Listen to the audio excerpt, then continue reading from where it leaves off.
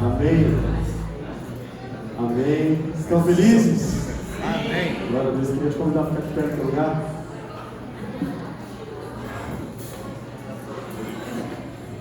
Amém. Nós gostaríamos de iniciar esse tempo cantando ao Senhor, gratos, buscando ao nosso amado Senhor. Quantos desejam mais dele aqui hoje? Ih, está muito fraco isso, o que está acontecendo? Quantos desejam mais do Senhor aqui hoje? Amém. Glória a Deus. Vamos lá então.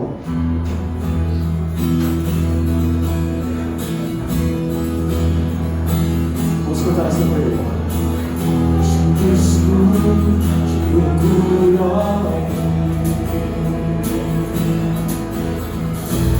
Silêncio tu.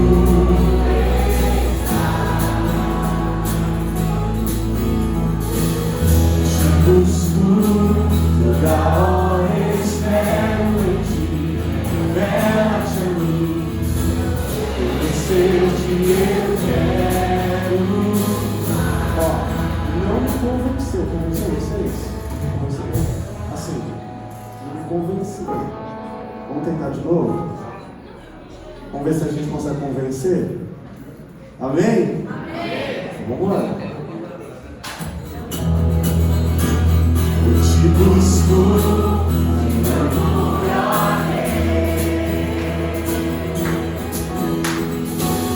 silêncio tu está. Te busco, toda hora espero te, revela-te a mim, conhecer-te eu quero.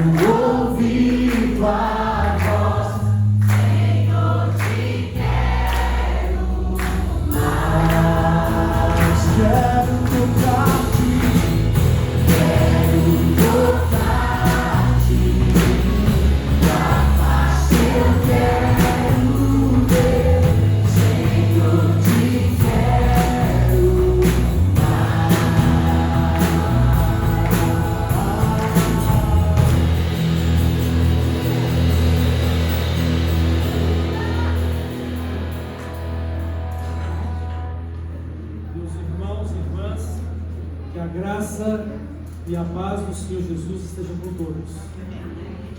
Estamos aqui na realização deste congresso, Vivo para a Glória de Deus. Então, nossa juventude, tendo então o apoio aqui dos nossos irmãos da Escola de Escope, estão aqui abrilhantando este congresso. Sobretudo, todos se colocando como instrumentos de Deus, para serem abençoados e abençoar também as nossas vidas. Devemos ter sempre diante de nós o grande propósito, o desafio de viver para a glória de Deus. E eu quero ler em 1 Coríntios 10, o verso 31, que diz assim: portanto, quer comais, quer bebais, ou façais outra coisa qualquer, fazei tudo para a glória de Deus. Irmãos, agora em Cristo, o nosso destino é sermos semelhantes a Jesus. Deus agora nos tem predestinado para sermos conforme a imagem do seu Filho. E isto significa que devemos viver para a glória dele. E assim participarmos também da glória dele. E ele então esteja abençoando as nossas vidas nessa noite, que possamos louvá-lo de todo o coração e que possamos também receber a sua palavra para a nossa edificação e a nossa semelhança com Cristo. Deus abençoe a nossa juventude, adolescentes e jovens, nesse dia que para nós os batistas é o dia do jovem batista. Deus os abençoe. Vamos orar e vamos continuar celebrando o nosso Deus, vivo ou vivemos para a glória de Deus. Nosso Deus e Pai, continue abençoando este culto e que, sobretudo, ele seja sacrifício vivo, santo e agradável da nossa parte, em consagração de nossos corpos e espíritos ao Senhor. Guia-nos pelo Teu Santo Espírito, dá-nos a fundamentação da fé em Cristo e, olhando para Ele, possamos viver para a glória dEle, para a Tua glória, e assim refletirmos a glória do Senhor. Abençoa a Tua palavra ao nosso coração nesta noite e sejamos, pois, agradáveis a Ti, em Jesus, pelo Teu Santo Espírito, e é no nome de Jesus que oramos. Amém. Vamos cantar assim, não? Jesus, em Tua presença, reunimos-nos aqui, contemplamos Tua face e rendemos-nos a Ti.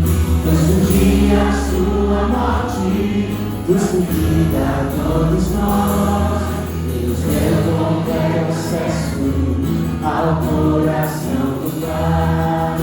O véu que separava já não separa mais. A luz que outrora apagada agora brilha e cada dia brilha mais. Chora,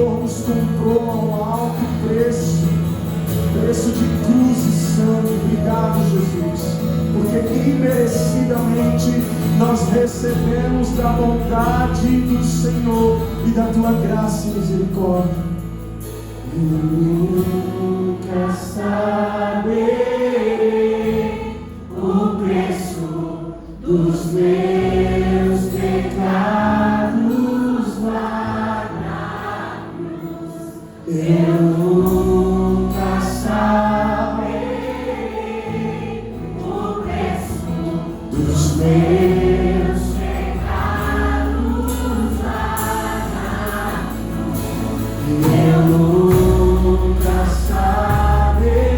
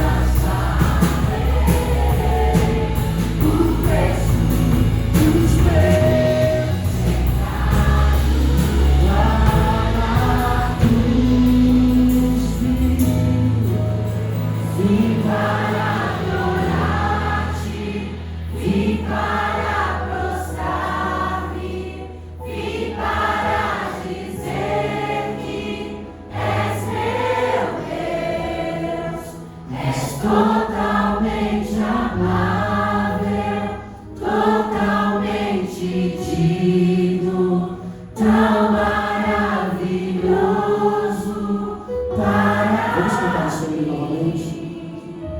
Eu vim para se render aqui, vim para prostrar-te, vim para dizer que és meu Deus, és totalmente amável, totalmente digno, tão maravilhoso para mim. nós reconhecemos a tua soberania, Jesus. Nós reconhecemos a bondade do Pai de amor. Reconhecemos que tu és grande e está acima de todas as coisas.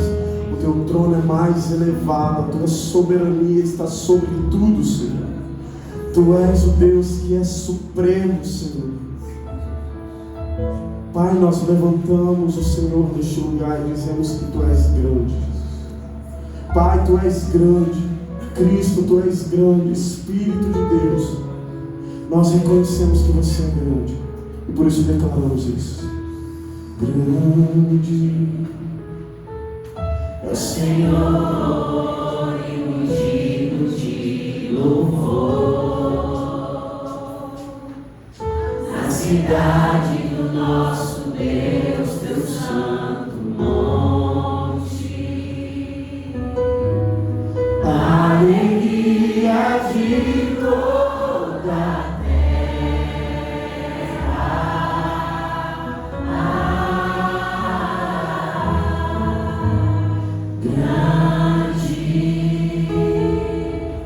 Senhor em quem nós temos a vitória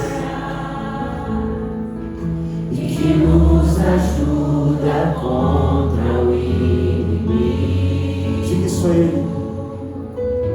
Por isso diante dele nos prostramos.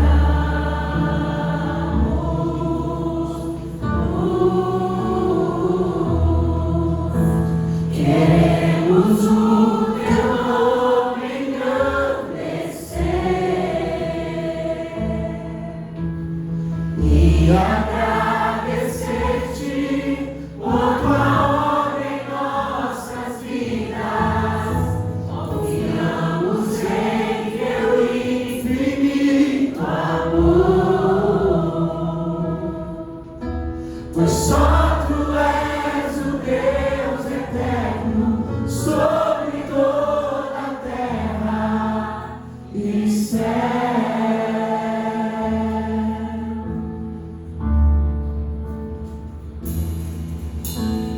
Grande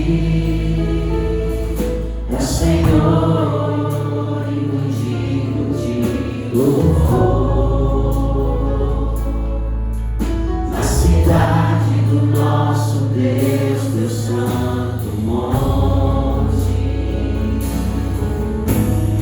a alegria de toda a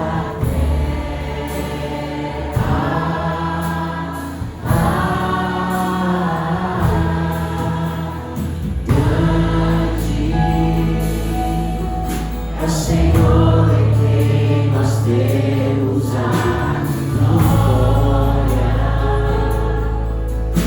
e que nos ajuda contra o inimigo. Por isso diante dele nos prostramos.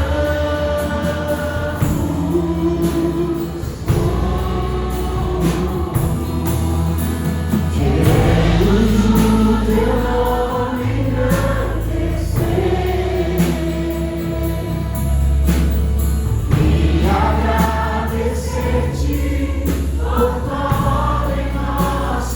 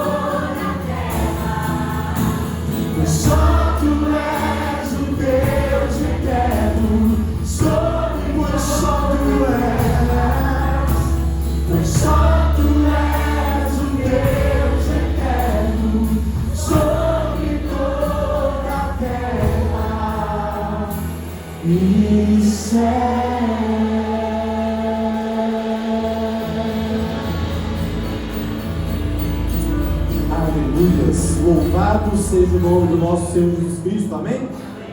Amém, irmãos? Quero convidar você a se sentar nesse instante. Quero convidar aqui a Magda, que será a nossa preletora, mas também quero convidar aqui as crianças para que a gente possa orar. E nós vamos estar orando pela vida delas, e elas estarão indo para o culto infantil.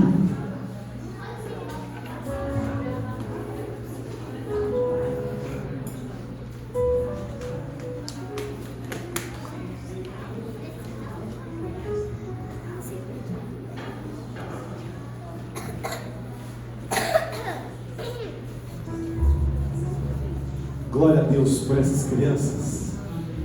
Que o Senhor venha ministrar ao coraçãozinho delas, de forma que elas entendam o verdadeiro Evangelho de Jesus. Vamos orar pela vida delas. Senhor, nós entregamos, Pai, a vida de cada criança aqui, que elas possam, Pai, ser impactadas pela mensagem do Evangelho e que possam se tornar homens e mulheres segundo o Teu coração, Pai. Fique conosco aqui também, para que possamos, Pai, entender o Teu propósito para as nossas vidas, para que vivamos, Pai, uma vida para a Tua honra e para a Tua glória. Que não sejamos enganados, Pai. Que não andemos dispersos pelos laços do inimigo, mas que os nossos olhos estejam no Senhor, na nossa satisfação, no nosso prazer. E que nós possamos, Pai, nessa noite nos deleitar na Tua palavra, naquilo que o Senhor quer trazer para nós, e que o Teu Espírito Santo, Pai, venha nos constranger pela beleza da Tua santidade, Pai. Nós clamamos, Pai, fala conosco. Use a vida da Tua serva Magda, que ela venha, Pai, não falar de si mesmo, mas seja a boca do Senhor aqui nesse lugar, de forma que saiamos daqui, Pai, diferentes. Nós clamamos, Pai, nós queremos viver uma vida diferente. Em nome de Jesus te pedimos. Amém. Pessoal,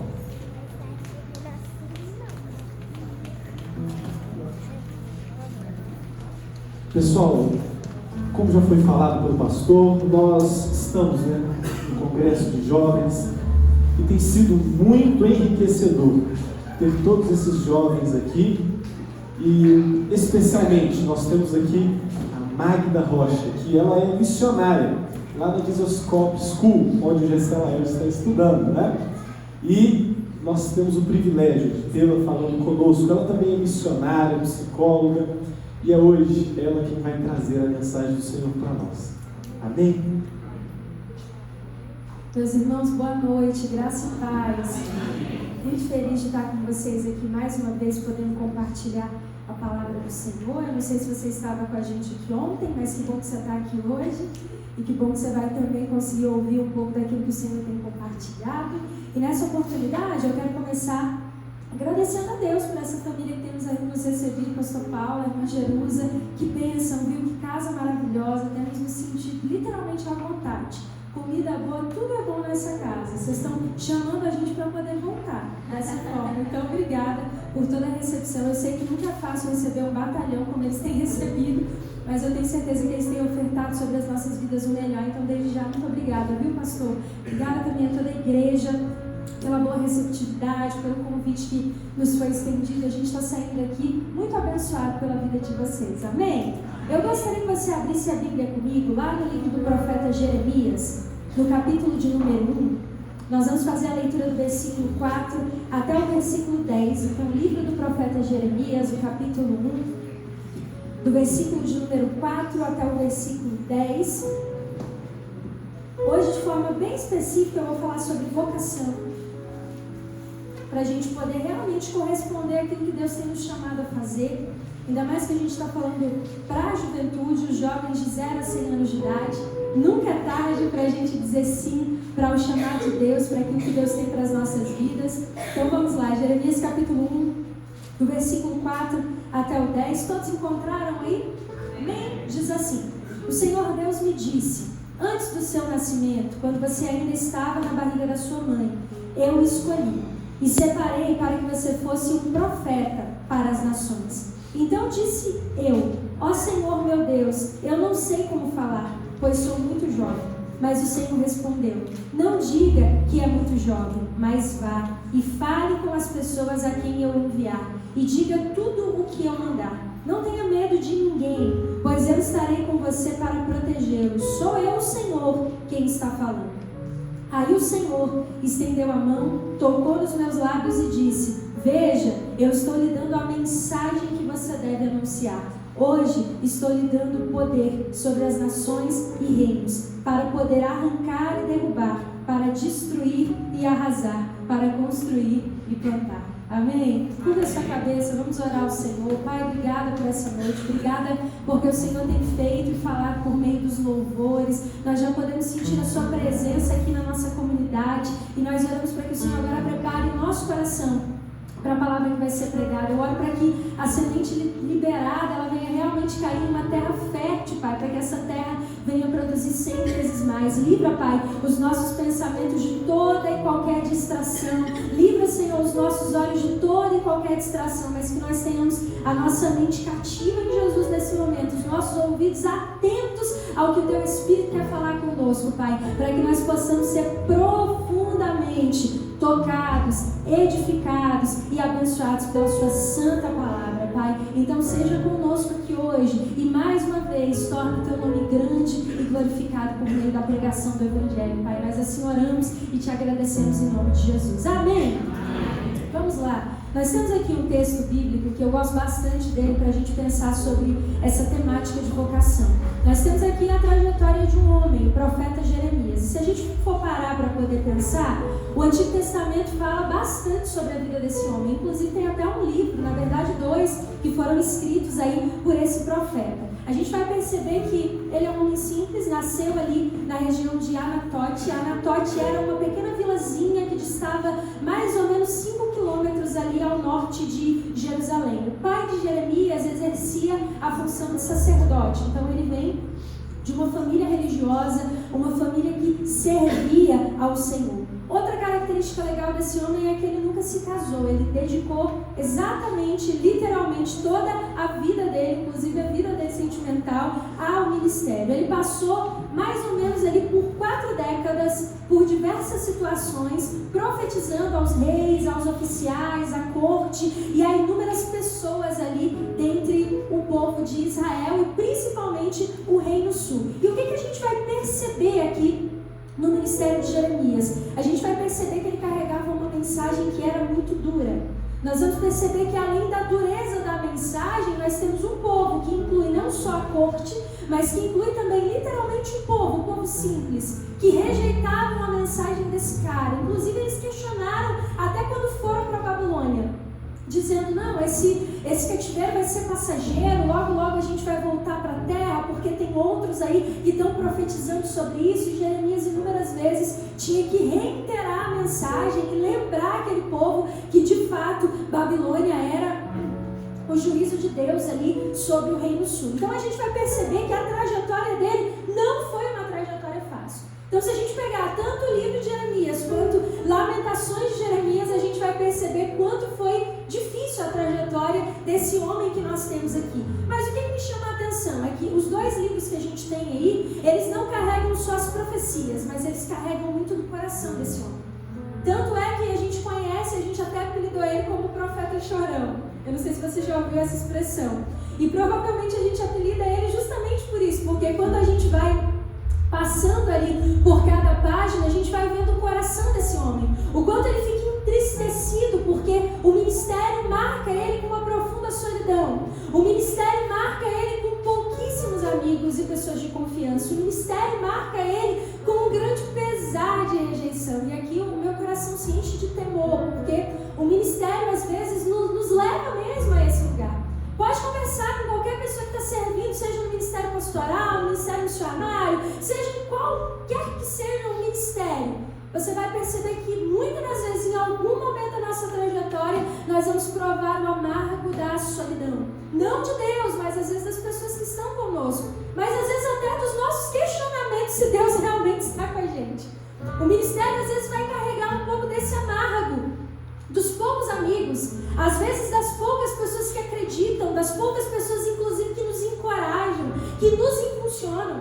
O ministério às vezes vai carregar um pouco dessa marca, a marca de às vezes ter uma mensagem muito dura, uma mensagem que às vezes nem sempre vai nos levar a ser amado, aplaudido, desejado, porque o evangelho não é uma mensagem light, nem simples, nem leve. É uma mensagem que fala de sofrimento, fala da vitória do Cristo na cruz, sobre a morte, mas fala também sobre a gente seguir as pisaduras de Jesus, então fala também sobre o sofrimento.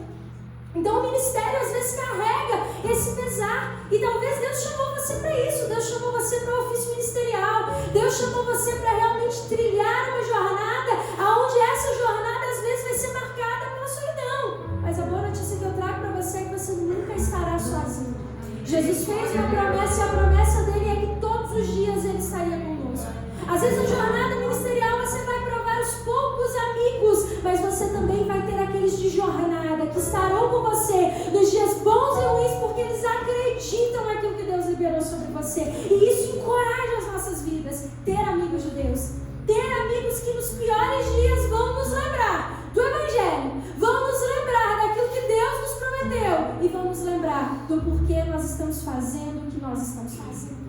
Eu quero encorajar você a perseverar na mensagem, mesmo que pareça que é uma mensagem dura, pouco ouvida, pouco compreendida, mas essa é a mensagem do Evangelho, Santo Evangelho, Evangelho esse que nós levaremos até o final de nossas vidas, até que o Senhor venha, ou até que Ele nos chame para si, nós levaremos essa mensagem. Meus irmãos, essa é a vida de Jeremias, e nós podemos nos assemelhar a ele no que se define, ou no que nós podemos chamar do próprio chamado ou vocação. Quando eu uso a expressão vocação aqui, eu estou literalmente falando sobre o chamado, sobre a ideia de convicção, ou melhor dizer, de convocação. Isso quer dizer que todos nós que estamos aqui seremos chamados pelo Senhor, convocados pelo Senhor para fazer alguma coisa. Você não é chamado só para vir sentar aqui nesse banco e ficar de forma confortável. Você não é chamado só para frequentar o culto e ficar à parte do culto ou à parte da comunidade. Todos nós que estamos aqui somos chamados de alguma forma a esse movimento mesmo de convocação. Nós seremos inseridos em alguma coisa que Deus está fazendo. Jeremias teve o ofício profético, outros terão o ofício pastoral, outros talvez terão esse ofício aí mais diaconal, do servir a comunidade. Mas todos nós temos um porquê ou porque isso encoraja a gente, aquece o nosso coração. Já pensou que vazio que seria a vida se não tivesse esse porquê existencial? Já pensou que vazio seria a nossa existência se a nossa existência não pudesse dar glórias ao nome do Senhor? Jeremias entendia bem a vocação. Tanto é que o capítulo 1 fala justamente disso, Deus estreitando bem essa ideia da vocação. E a vocação dele era uma só: você vai exortar e esmiuçar cada detalhe da cultura imoral de Israel. Olha que chamado maravilhoso e fácil. Você vai apenas falar contra a cultura imoral do Reino Sul.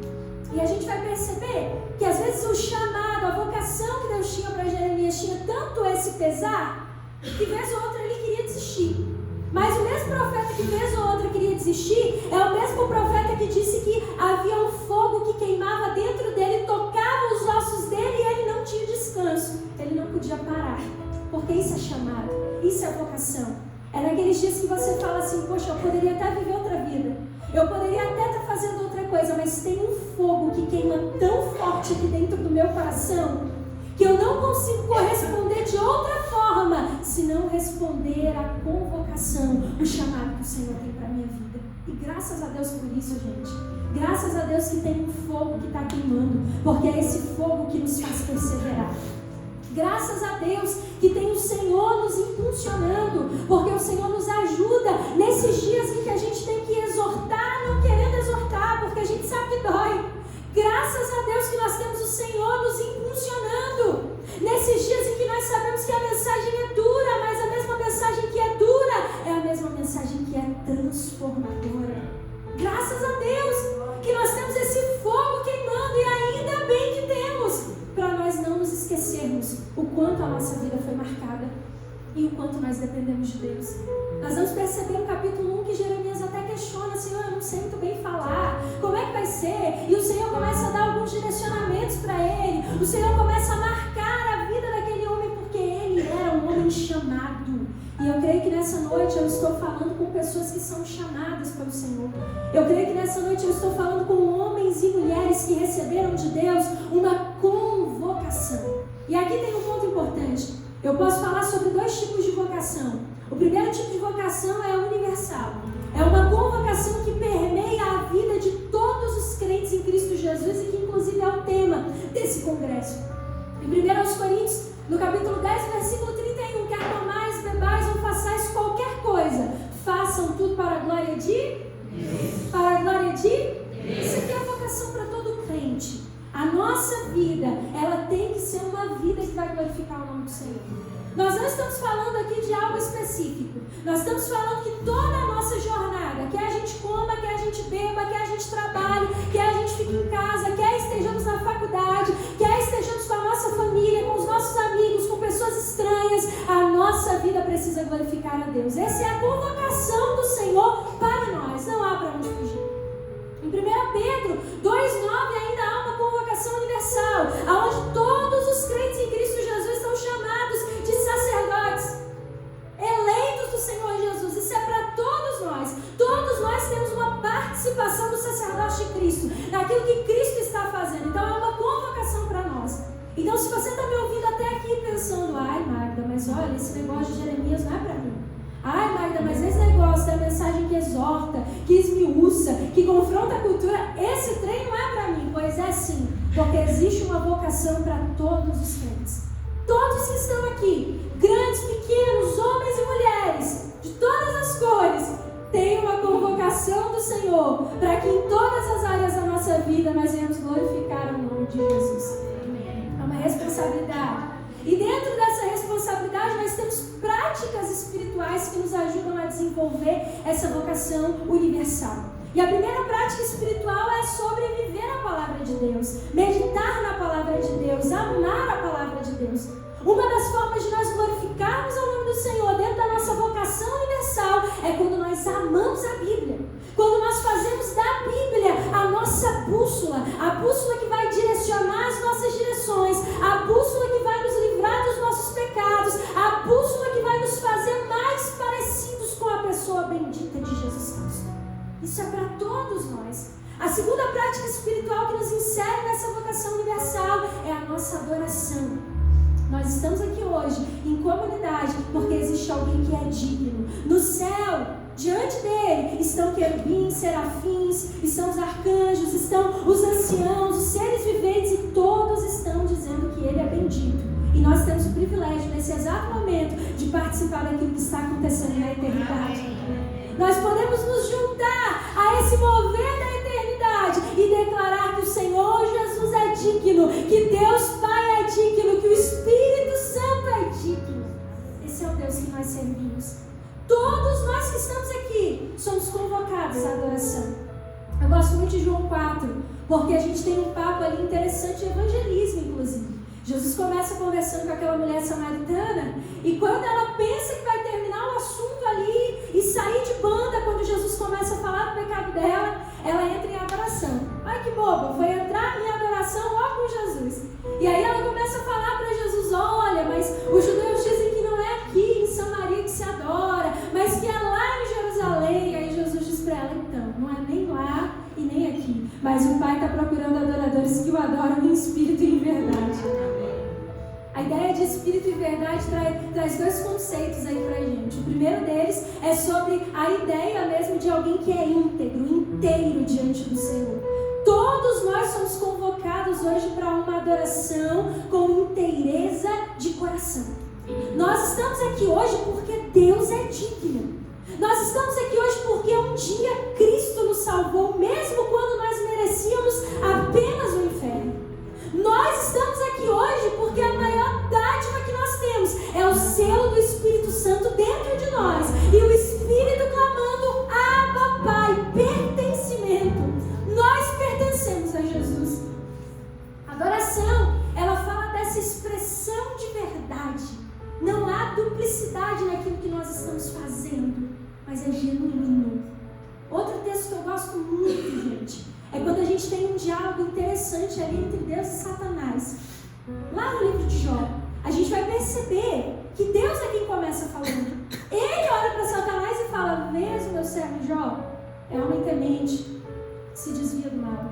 É como se Deus estivesse dizendo para Satanás: eu conheço e eu sei a expressão da adoração de Jó. Venha o que vier, aconteça o que acontecer, eu sei que Jó vai permanecer. Dá para entender isso? É como se o Senhor entendesse que aquele homem tinha essa convocação interna de expressar a adoração mesmo diante das maiores tragédias da vida dele.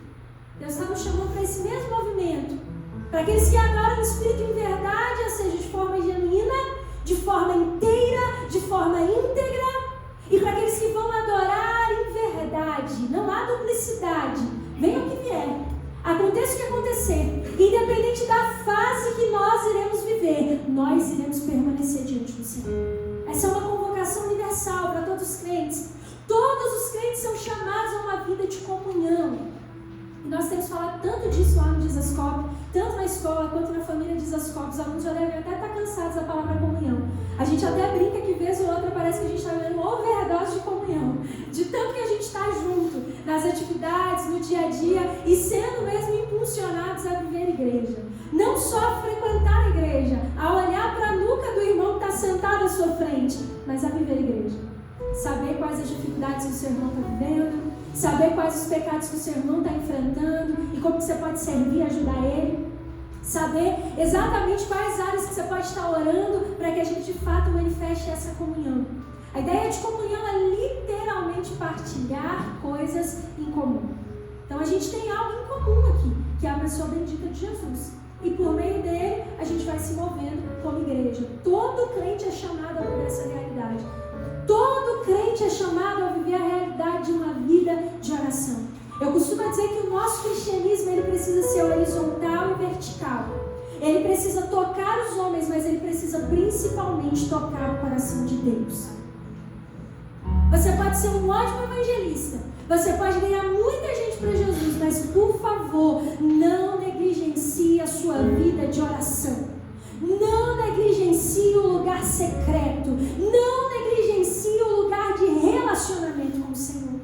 Nós temos uma tendência a isso, principalmente quando a gente fala do ministério. Ministério é algo, eu digo por experiência. Eu já estou quase 15 anos servindo no ministério, exatamente 15 anos servindo no ministério. E se tem uma coisa que eu aprendi, que se a gente não tomar cuidado ministério vicia. Magda, que isso, que palavra forte, isso mesmo. Ministério vicia tanto que você ministra aos homens, mas se você não tomar cuidado, você não ministra diante de Deus. E a gente precisa blindar o nosso coração, guardar mesmo o nosso coração, para a gente ministrar aos homens, mas ter uma paixão profunda pela pessoa do Senhor no lugar de oração. Todos os crentes, isso é uma convocação, é um chamado. Todos nós precisamos desenvolver a nossa vida de oração e o nosso relacionamento com Jesus. Gente, isso aqui é casamento. Se você não cultivar, vai esfriar. Se você não fizer alguma coisa, vai passar. Vai outras coisas ocupar espaço, porque você vai ser negligente. E a gente passa por isso. A gente recebe Jesus como Salvador. A gente entrega a nossa vida ao Senhor e a gente ama Deus. Você fala, bora para a vigília, não importa, você está na vigília. Você fala, bora para a reunião de oração, você está na reunião de oração. Você começa a emendar uma coisa com a outra. Aquele romance inicial do relacionamento. Mas os anos vão passando. A gente vai lendo a Bíblia 1, 2, 3. E será que é isso mesmo? Será que eu gosto tanto, amo tanto? A gente começa a entender o ambiente de igreja, a gente começa a saber exatamente como a liturgia funciona, o começo, o meio e o fim dela. E se nós não percebermos, nós seremos tão sufocados por tudo isso, que nós não iremos mais amar o lugar de oração. Deus está nos chamando nessa noite a alinhar o nosso coração. Vamos servir as pessoas, vamos amar a igreja, vamos servir ao ministério, mas vamos principalmente amar a presença de Deus. Todo crente é chamado a viver santidade. Todo crente é chamado a amar esse lugar de santidade, a entender que nós precisamos tanto de Deus para sermos santificados por Deus, mas nós precisamos amar a santidade de Deus para que essa santidade toque as nossas vidas. Essa é a melhor forma da gente vencer os pecados. Todo crente que está aqui é chamado a viver as boas obras e a prática da evangelização. Ninguém aqui pode dizer que não tem nada que não possa oferecer, porque eu tenho certeza que você pode testemunhar aquilo que Cristo fez na sua vida. Às vezes a gente vai para o evangelismo com aquela ideia de não, eu vou chegar e eu não sei bem como que eu vou falar, como que eu vou explicar tanta coisa. Seja simples, compartilhe aquilo que o Cristo fez na sua vida. Até quem cresceu na igreja, você não é peixinho e nem crentinho, você precisa ser salvo. Você precisa se arrepender, ter a sua experiência com Deus também, porque ser filho de pastor ou ser filho de obreiro não garante a sua entrada no céu. Você vai precisar viver a sua própria experiência de conversão e de arrependimento. Então, todos nós que estamos aqui, mesmo que nós não tenhamos um passado apocalíptico, como a gente brinca hoje com a expressão, mesmo que nós não tenhamos um passado de muitas dores, mas nós teremos que ter um passado de arrependimento e de redenção em Cristo Jesus. Isso é chamado universal. Todos nós, quer comais, bebais ou façais qualquer coisa, façam isso para a glória de Deus. Mas nós temos uma vocação específica, um chamado específico. E Jeremias apontou muito bem para isso e Deus foi dando a ele algumas orientações. Existem aqueles dentro do corpo de Cristo que irão exercer áreas específicas do ministério. E por meio disso, irão produzir duas coisas aqui: edificação da igreja e a evangelização do mundo. Nenhum chamado específico termina em si mesmo. Se termina em si mesmo, é suicida e não ministério. Deu para entender isso aqui? A vocação específica, ela sempre vai ser em prol da igreja e em prol da evangelização do mundo. Lá em Efésios, no capítulo de número 4, verso 11, a gente tem pelo menos 5 ministérios operando: os apóstolos, profetas, evangelistas, pastores e os mestres e doutores. A gente vai ver ali que alguns dentro do corpo de Cristo são separados para esse chamamento de Deus específico. E para isso, a gente vai precisar transitar debaixo de algumas verdades fundamentais sobre o nosso chamado. A primeira verdade que eu trago para vocês aqui nessa noite, para a gente guardar e alinhar bem o nosso coração, é que a vocação, o chamado de Deus é algo que é divino. É Deus quem vai tomar a iniciativa. Jeremias, um maior exemplo para nós. Deus olhou para o garoto jovem e falou: é esse garoto jovem que eu vou levantar como profeta. É esse garoto jovem que vai levar uma mensagem que vai esmiuçar, derrubar e reconstruir. É esse garoto jovem que diz: eu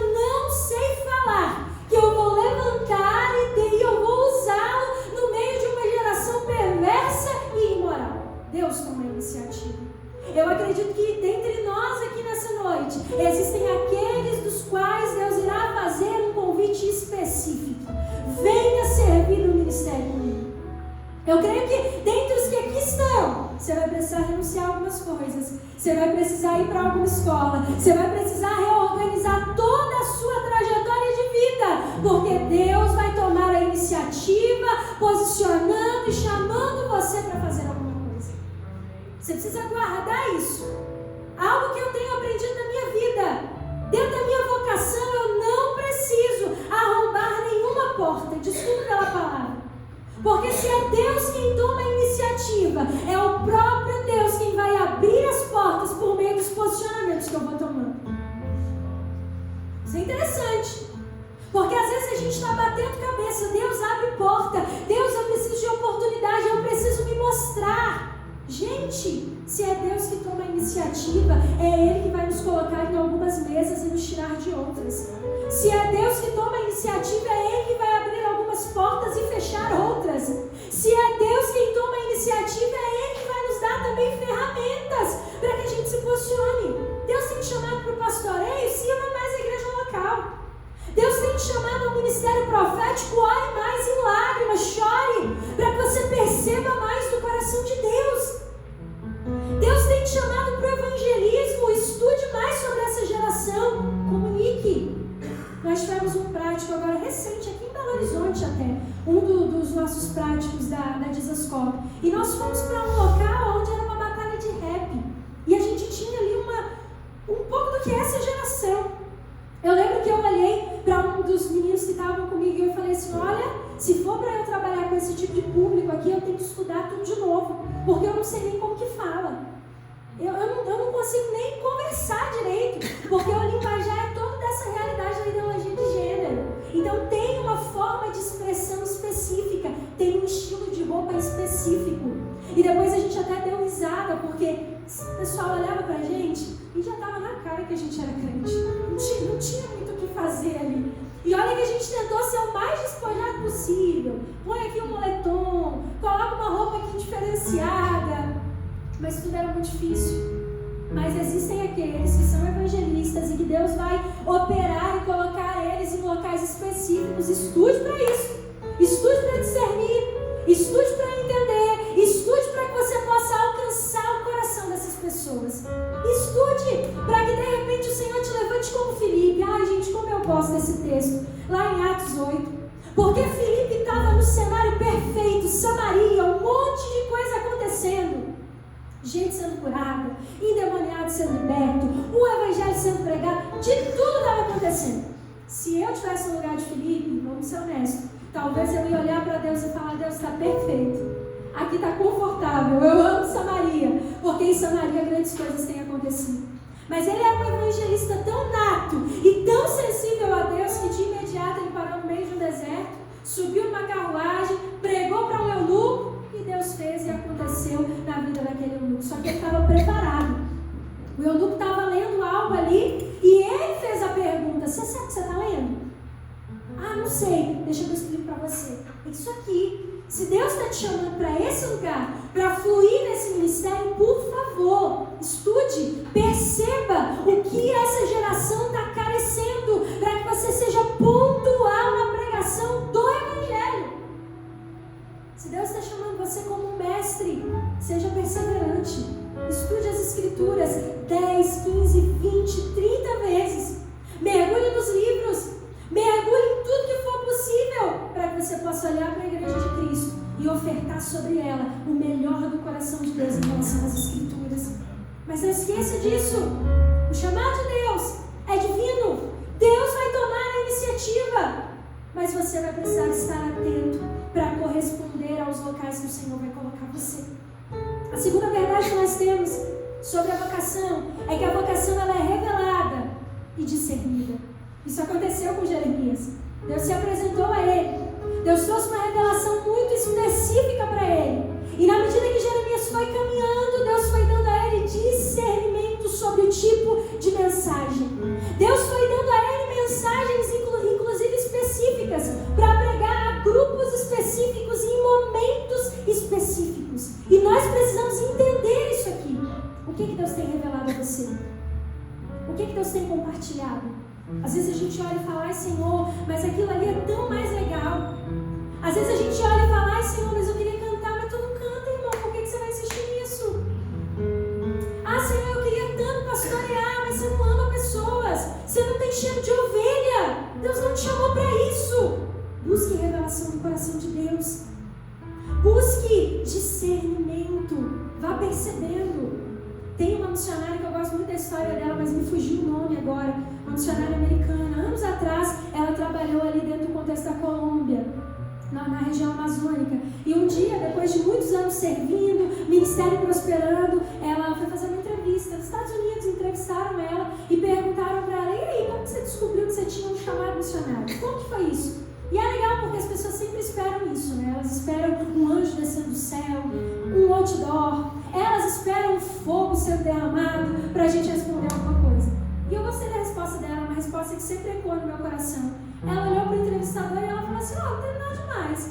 Eu li a Bíblia e eu obedeci. E foi assim que eu desenvolvi o meu chamado. E às vezes vai ser assim. Às vezes a gente vai ter uma revelação direta, reta, como aconteceu com Jeremias. Às vezes nós teremos uma palavra muito específica. Isso aconteceu comigo, foi muito específico o meu chamado missionário. Eu tinha 14 anos de idade, eu frequentava uma pequena igreja. Aliás, fui convidada para frequentar essa igreja porque eu venho de uma família não cristã. E eu lembro muito bem que eu fui nesse culto de inauguração, igreja pequena, mas pequena mesmo, gente, de bairro. E eu lembro que eu estava sentada no penúltimo banco da igreja. E eu lembro que na medida que os louvores começaram a entoar, a tocar, eu comecei a sentir um negócio dentro de mim e eu lembro que eu falava, gente, o que está acontecendo? O que é isso? Eu não conseguia entender muito bem. Hoje eu entendo que é o Espírito Santo. E eu lembro que na medida que eu sentia aquele fogo queimando dentro de mim, eu comecei a chorar muito. E eu lembro que mentalmente eu pensava comigo, meu Deus, eu preciso parar de chorar. Eu estou começando a ficar com vergonha porque eu estou chorando muito. E eu lembro que, de repente, naquele meio, eu não sei exatamente se vocês acreditam na continuidade dos dons, mas eu venho dessa realidade carismática. E eu lembro que no meio de tudo aquilo, uma moça parou aquilo que ela estava fazendo e aí ela olhou para mim e ela falou assim para mim, sem saber o que estava sentindo ali dentro. Ela falou, menina, quem está tocando sua vida hoje é o Espírito Santo. Tudo isso que você está sentindo dentro de você é a ação do Espírito Santo. E eu lembro que ela foi muito específica. Ela olhou dentro do meu olho e ela falou assim, olha, hoje você não vai entender nada do que eu estou falando para você. Mas vai chegar um tempo da sua vida que Deus vai levar você de um lado para o outro dentre as nações. Existe um chamado missionário de Deus para a sua vida. E Deus vai soprar você. Eu lembro que eu olhei para ela e eu pensei, o que é missionário? O que vai acontecer? Porque eu vinha de uma realidade não cristã. Eu vinha de uma realidade de pais que não frequentavam a igreja. Eram só católicos nominais. Eu vinha de uma realidade de não vida com Deus. O que era aquilo? Anos depois, eu reencontrei essa moça e um dia ela me viu pregando. Eu abracei ela e eu falei, obrigada por ter sido um canal de Deus na minha vida. Hoje eu entendo perfeitamente aquela palavra específica que você liberou sobre a minha vida. Por que eu estou usando o exemplo, pessoal? Porque é isso. Para algumas pessoas, às vezes, é uma revelação específica. Para outros, é uma revelação bíblica de obediência. Você apenas vai ler, o Espírito Santo vai testificar e você vai se render. E ao longo da sua jornada, você vai discernir. Tem gente que vai servir na igreja toda até parar no lugar específico. Tem crente que está aqui hoje, que vai servir na diaconia, que vai servir no grupo das crianças, que vai para o grupo das irmãs, que vai servir no louvor sem cantar nada, mas vai estar aqui com o microfone na mão. Tem gente que vai servir limpando a igreja até que ele se depara com algo e ele começa a sentir de Deus aquilo queimando no coração dele. E ele começa a discernir e entender. 3 pontos eu trago aqui para você discernir. Primeiro, seu coração. O quanto você deseja isso. O quanto seu coração queima por isso. Jeremias trouxe isso com muita veracidade. Ele falou, olha, existe um fogo que queima tanto que eu não tenho descanso a não ser corresponder. Outro ponto de discernimento é a sua mente. O quanto você pensa sobre isso. Eu lembro que na medida que eu fui caminhando com Jesus e desenvolvendo o ministério, a única coisa que eu conseguia pensar é, Senhor, e aí? Como que a gente vai dominar o mundo? Porque missões queimavam no meu coração. Eu lembro que eu saía da escola, ia para casa e eu passava a tarde inteira orando, Senhor, o que é as nações? Qual é o propósito do Senhor para as nações? O que o Senhor vai fazer em relação às nações? E eu só conseguia pensar nisso. Eu dormia e acordava pensando na obra missionária. Eu dormia e acordava pensando no dia que o Senhor iria me levar para as nações. Outro ponto de você discernir sua vocação é com as suas habilidades. Essa talvez seja o menor de todos, porque algumas habilidades você nasce com elas, vem pronto no pacote, e outras você vai desenvolvendo. Você só sabe se vai dar certo se você colocar o pé e dar o primeiro passo. Está entendendo o que o Senhor está dizendo para nós aqui hoje? Às vezes a gente fica muito, ai Senhor, e se?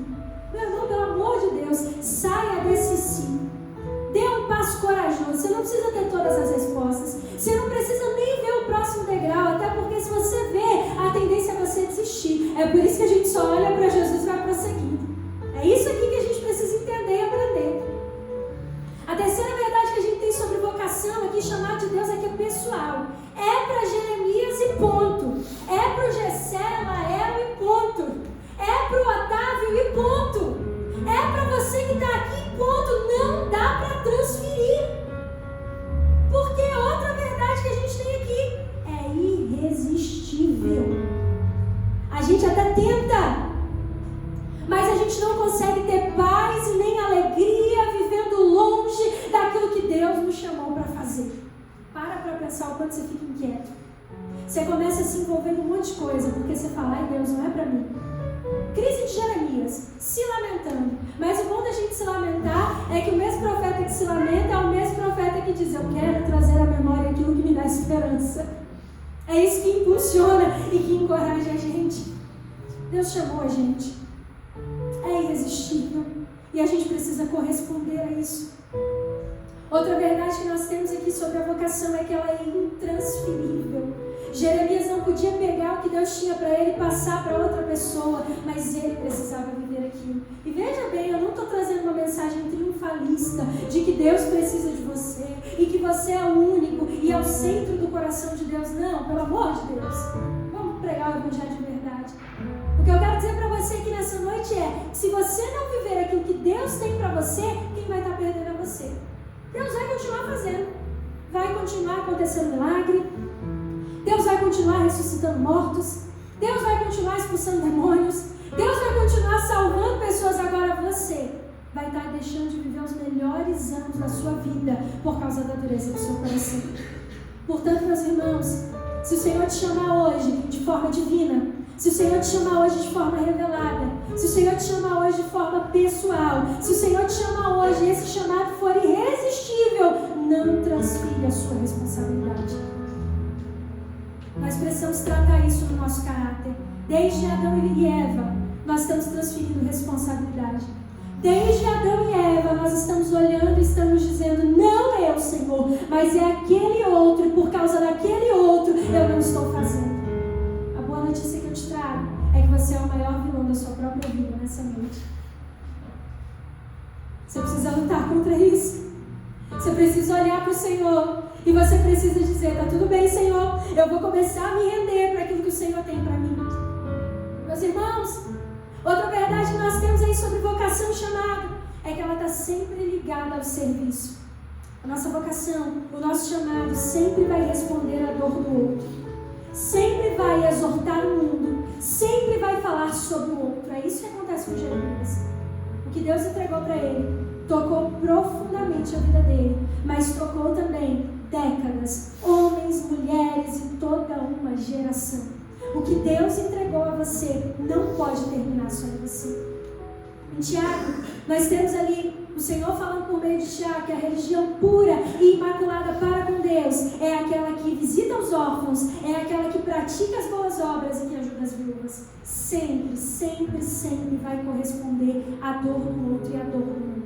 Porque a sua vocação, ela sempre, sempre, sempre, e eu estou repetindo isso para você memorizar, ela tem o propósito de edificar a igreja de Cristo e de evangelizar todo mundo. Nós precisamos nos posicionar em relação a isso. Outra verdade que nós temos sobre vocação é que a vocação, ela é um lugar seguro. Imagina, tudo que Jeremias teve que enfrentar por causa da vocação, toda a dificuldade que a vocação colocou esse homem, ainda assim ele estava no lugar mais seguro que Deus poderia colocar ele. E eu estou liberando isso como uma palavra de encorajamento para a sua vida. Talvez você está aqui hoje, você tem plena convicção daquilo que Deus liberou sobre você, mas ainda assim você está com medo. Como serão os próximos anos? Com quem vou me casar? Eu lembrei até do meme da Ana Paula Valadão. O que vai acontecer? Eu vou comer o quê? Eu vou me vestir como, Senhor? Como que eu vou viver a minha vida? Ei! A vocação e o lugar que Deus chamou é um lugar seguro. Você pode descansar nesse lugar. Porque Jesus, quando envia a gente, Ele paga bem, viu? Graças a Deus por isso. Existem coisas que é só para milionário e missionário, viu? Isso é uma realidade da vocação. Porque Deus nos coloca nesse lugar. Então eu encorajo você a perseverar nisso. Por fim, nós temos um ponto aqui bem significativo. A vocação sempre vai nos tirar da nossa zona de conforto. Comece a desconfiar se a sua vida estiver confortável demais. Comece a desconfiar da forma como você está desenvolvendo o seu chamado. Se tudo estiver muito tranquilinho, muito de boinha, Deus sempre vai nos tirar desse lugar confortável. Isso aconteceu com os discípulos, gente. Isso aconteceu com a igreja do primeiro século. Deus não vai nos poupar. Vai ser desconfortável. Com Jeremias foi assim. Teve dor, teve solidão, teve poucos amigos, talvez até questionamentos. Vai que alguém olhou para ele e falou: cara, você deveria casar, você deveria viver sua vida. Às vezes até a mensagem que você prega, ela vai gerar ali desconfiança nos ouvidos, nos olhares das pessoas. É desconfortável. Porque a vocação vai te colocar nesse lugar. Por fim, a vocação vai te custar tudo. Tempo, dinheiro, estudo, entrega, devoção, renúncia. A vocação vai custar tudo. Desde ontem eu estou falando sobre isso porque isso precisa entrar dentro do seu coração. A salvação é de graça. O discipulado tem um custo. A salvação é de graça. A vocação, ela tem um custo. O que está te custando? Tem uma frase do John Piper que eu amo essa frase. Ele disse assim: se o amor de Deus para com seus filhos é medido pela nossa saúde, riqueza e conforto, Deus odiou o apóstolo Paulo. Interessante isso aqui, para a gente pensar. Se a nossa vocação está nos levando para o conforto e não está nos tirando nada, nós devemos nos questionar. Nós estamos de fato fazendo a vontade de Deus? E veja bem, eu não estou sendo pessimista aqui. Eu não estou trazendo a ideia de que você vai sofrer a vida inteira. Mas eu quero que você tenha consciência daquilo que você carrega. Eu quero que você tenha consciência dos lugares que Deus vai levar você. Eu quero que você tenha consciência da obra de Deus na sua vida. Eu quero que você tenha consciência de que alguns dias serão maus. Mas eu quero que você tenha consciência que o Deus que te chamou é o Deus que é responsável por você. Menino Jeremias, apenas responda aquilo que Deus tem para você. Eu gostaria que você se colocasse de pé nessa noite.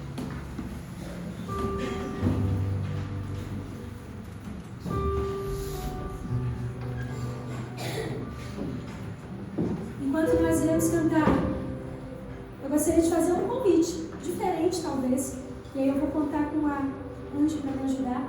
Eu queria de repente convidar você que ouviu essa mensagem, que entendeu que Deus está te chamando de uma forma muito específica para vir até a frente. A gente quer orar sobre você, a gente tem aprendido muito isso na Jesus Cop School, a importância de orar, de encorajar, de liberar. Então nós queremos orar por você que de repente tem um chamado específico, de repente tem medo de viver essa realidade, de repente você está vendo toda essa galera que está aqui, gente, estão tirando um ano da vida deles, diversos locais do Brasil, porque eles entendem que existe um chamado específico. E eles estão respondendo sem saber como vai ser. Agora está na contagem regressiva para o final. E é interessante conversar com o pessoal, porque você fala assim, e aí? E aí está todo mundo assim, e aí que está na mão de Deus. Quais são os próximos capítulos? Deus é quem sabe. Mas eles estão entendendo que Deus está chamando eles para isso. E talvez seja isso. Talvez você está aqui e talvez Deus está te chamando de forma específica para o pastoreio. Talvez você precise ser encorajado nessa noite. Talvez você está aqui de forma específica. Deus tem te chamado para algum país, para alguma nação. Deus tem chamado você para servir em algum canto distante. E talvez você está cheio de dúvida, receoso, com medo, dizendo: Deus, como eu irei? Como eu pagarei? A gente quer encorajar você aqui nessa noite. Talvez Deus está chamando você de forma específica para um período assim de treinamento. Talvez você vai separar um ano da sua vida para ser treinado, voltar para a igreja local e vai ser enviado para alguma localidade. Nós queremos orar com você aqui nessa noite. Sinta-se à vontade, não precisa se sentir constrangido a vir. Mas se você quiser, a gente quer orar também de forma específica por você e liberar isso sobre a sua vida. Pai, nós oramos aqui nessa noite. Nós oramos porque nós cremos na sua palavra. Nós cremos, Pai, que o Senhor está falando com Jeremias aqui nessa noite. Nós cremos que o Senhor está liberando uma palavra que funciona. Uma palavra que constrói, que derruba, que levanta. Uma palavra que alinha. Nós cremos que o Senhor está levantando homens e mulheres que vão responder de forma específica ao chamado do Senhor. Eu creio, Pai, que eu estou pregando para os futuros pastores. Eu creio que eu estou pregando nessa noite para aqueles que vão se levantar como uma voz profética nesse tempo. Eu creio, Pai, que eu estou pregando para aqueles que vão servir a essa comunidade em amor, dando o melhor no serviço de diaconia. Eu creio, Senhor, que eu estou falando aqui nessa noite com aqueles que vão servir como mestres, aqueles que serão zelosos pela sua palavra, com a sua palavra, e vão estudar dia e noite e dia, para que o Evangelho seja pregado. Senhor, eu creio que nessa noite eu estou falando com homens e mulheres que não se contentarão com uma vida comum, não se contentarão, Senhor, com a normalidade, mas terão em seu coração uma chama que queima, terão em seus ossos um fogo que queima. E eu declaro, Senhor, nós não teremos descanso enquanto nós não correspondermos aos desejos do seu coração, Pai. Por isso, vem nessa noite, convence os meus irmãos, convoca os escolhidos nessa noite, abre os olhos e dá discernimento, Senhor Jesus. Abre a visão espiritual dos meus irmãos, Senhor. Irmãos, eu sinto muito de Deus nessa noite de orar contra todo espírito de medo, todo espírito de covardia. Há muitos questionamentos pairando na mente de algumas pessoas aqui. Eu dou uma ordem em nome de Jesus: aquieta a mente, aquieta a alma e se renda ao senhorio de Jesus. Você não precisa ter todas as respostas. Você não precisa saber como serão os próximos anos. Você só precisa corresponder ao chamado de Deus. Nós oramos aqui, Senhor. Opera nessa noite, Pai. Em nome de Jesus. Sobre meus olhos vi a salvação.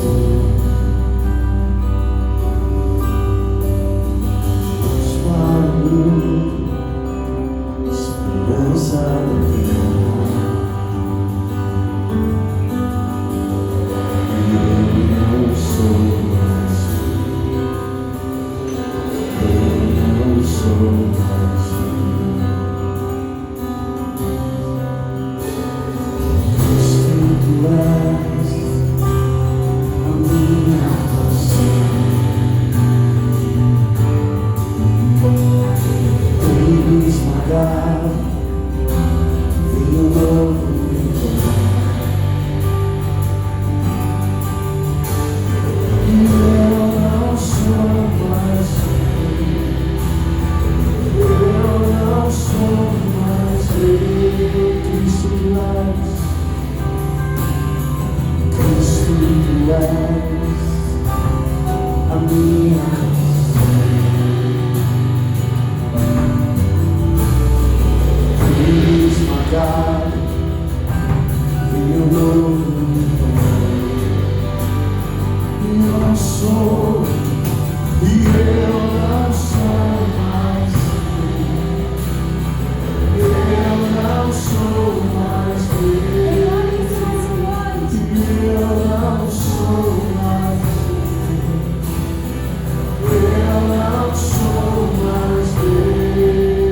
Responda ao chamado do Senhor.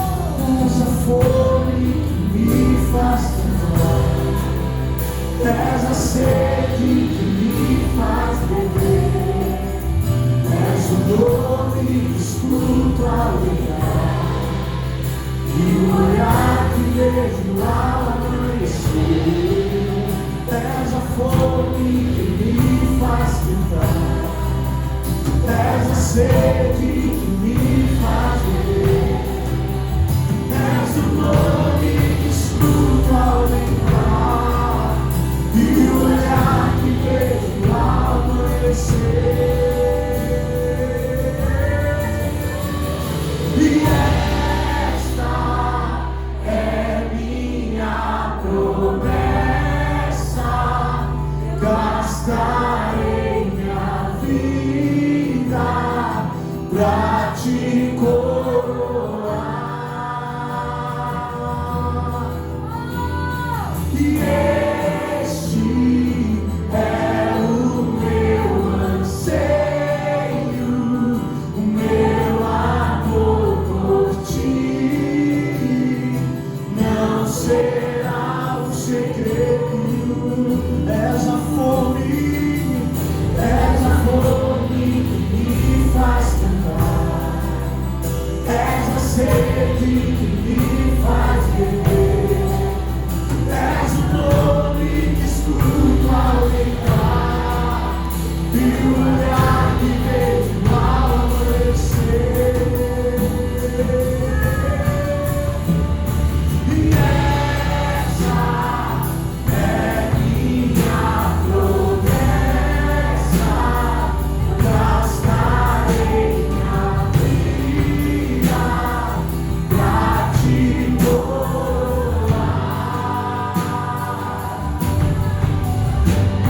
E este é o meu anseio, meu amor por ti não será um segredo. E esta é minha promessa, gastarei minha vida pra te coroar.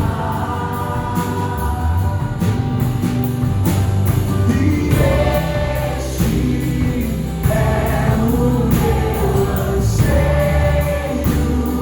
o meu amor por ti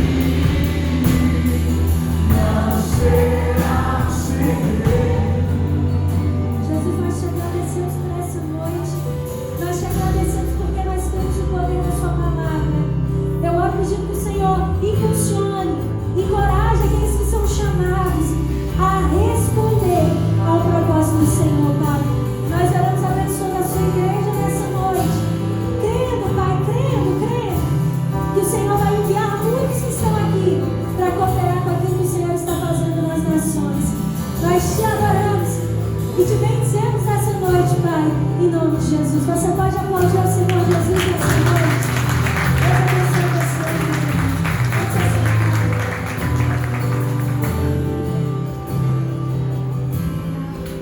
Pode ficar aqui na frente, nós queremos, né?